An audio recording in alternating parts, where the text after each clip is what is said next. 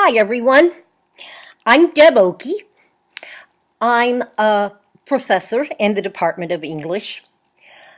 I'm sorry I can't be with you today, but I'm having some health problems, so I'm currently mainly working online.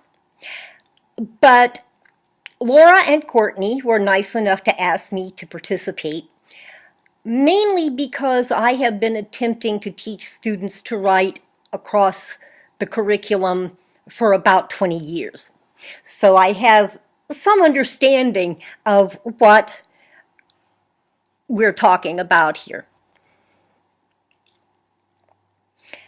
How often have you complained this to yourself? They teach students to write for only English classes. In my years of teaching, I've heard that from a lot of different professors, and I think it's a very valid complaint.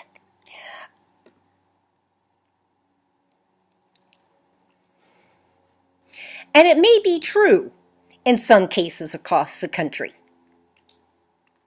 For one thing, graduate programs in English don't prepare future professors to teach writing and other disciplines. They focus only on writing for the humanities and particularly for English courses.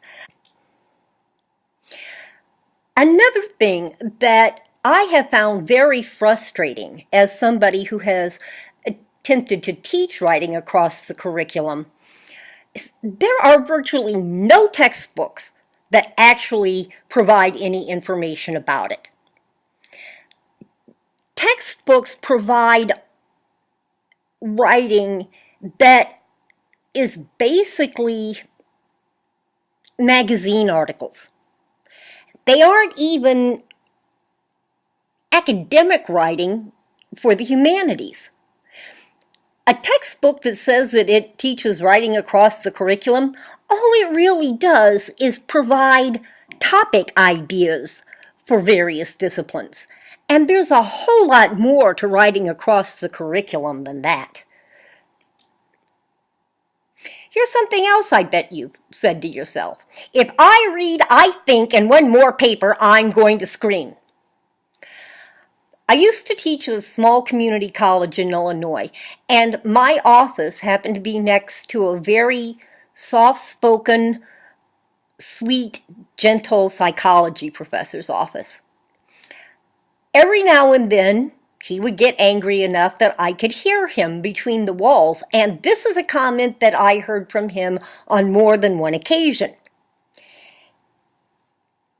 But there's a reason for that. There's so much more to consider in disciplinary writing than which documentation style to use. It's not just a matter of, the humanities uses MLA and the social sciences use APA and some disciplines use CME. No, there's a whole lot more to it than that.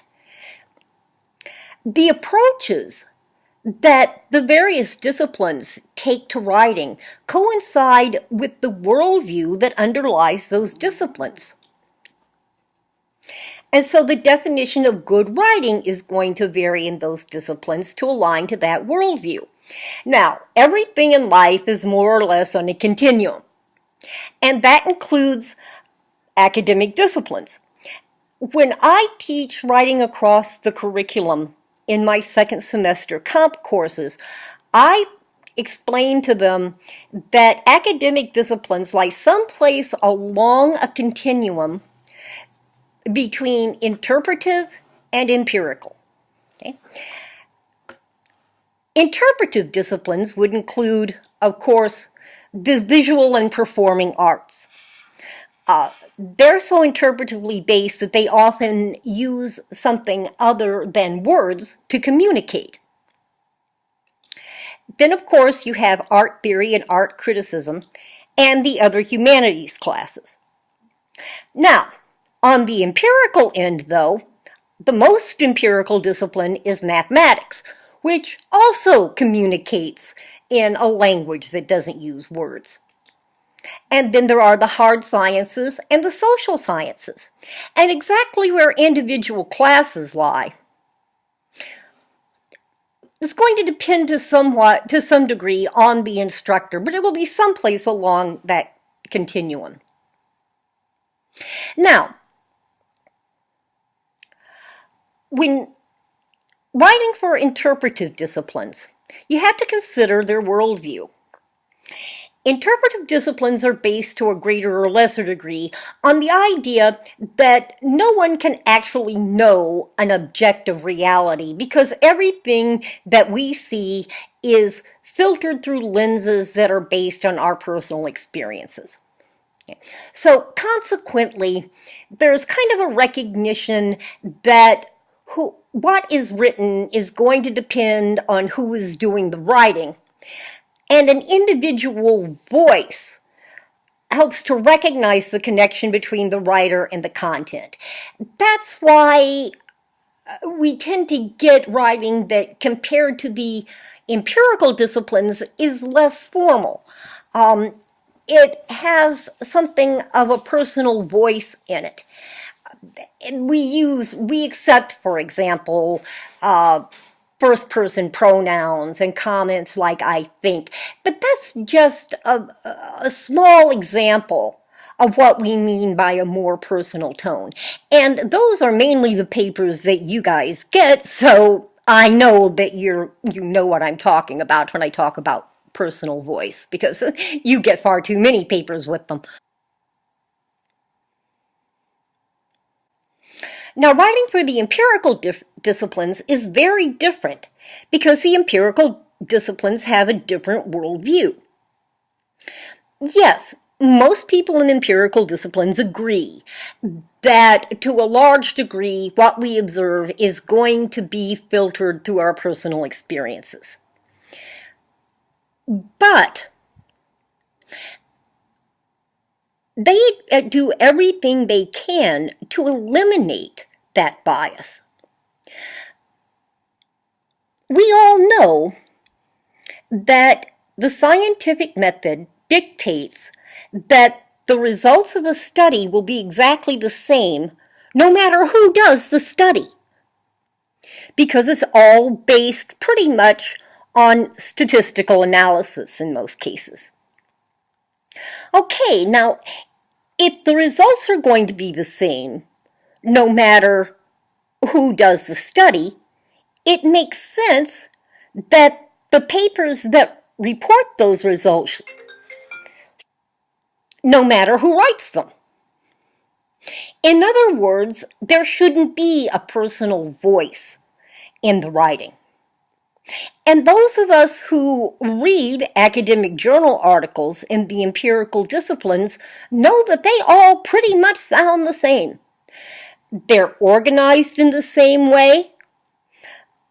The voice is very distanced and very objective because there is a conscious attempt to make sure that the results sound completely unbiased and uncolored by the person who's writing the paper.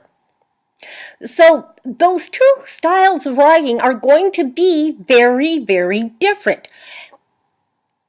The interpretive writing style expects there to be a personality behind it, while the empirical writing style doesn't want there to be a personality behind it.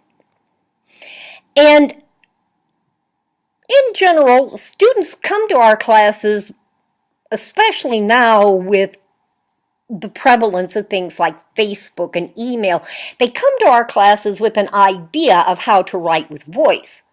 Learning to write without that personality is a little tougher. And in my classes, I tend to focus on that even in my first semester classes to help prepare students to write for professors who expect a more objective tone. Now, the English department is very interested in helping our students prepare to write for your classes, but we need your help. For one thing, We can learn a lot of the aspects of writing for your discipline by analyzing the discourse that's used in academic journals. That's pretty much what I have tended to use in preparing students to write in empirical disciplines. And I also did a year of grad work in cognitive psychology, so I have a little bit of experience in doing that kind of writing for professors myself. But we can only learn so much from those, because undergrad writing is going to be different in many ways from what we see in the journals. It kind of aligns with the literature review sections, because in most cases there won't be a methodology section, a data analysis section, and a discussion section, because in most cases, especially at a community college, the students aren't going to be conducting independent primary research. They're not going to do surveys or do social science experiments or anything along those lines. In the hard sciences, of course, in lab papers, they will be basing their results or their papers on the results of their experiments. But we need some help to know what you guys are looking for in those, too. So since we don't really know exactly what 1 and 200 level students are expected to write and what you would like their papers to look like. So we could really use your help in knowing the expectations for people who aren't doing independent scientific research. And then also, some academic organizations urge changes in writing styles. I happen to know, for example, that the American Psychological Association is attempting to get writers to use more personal pronouns, for example, and more of a personal voice. And I've seen that happening in some journal articles in the discussion section, but only in the discussion section, and frankly, that makes perfect sense to me. But I only know about a few articles in a few psychological journals. I don't subscribe to or receive journals in other disciplines. And only you guys who read those journal articles frequently can really know whether the changes that these organizations are recommending are taking place, and if they are, how they're adopted and how they affect writing. So we need some guidance from you, and we're hoping for a partnership with people from other disciplines so that we can help prepare our students to write across the curriculum, so that you won't be saying they only teach students to write for English classes. We don't want to do that, and we would really appreciate a little help from you in addressing that problem. Thank you so much for allowing me to participate in this convocation session. Courtney and Laura will, of course, keep me informed as to what we learn from you. And I'm hoping to get to work with you more directly in helping as we go forward and develop a system for addressing writing across the curriculum.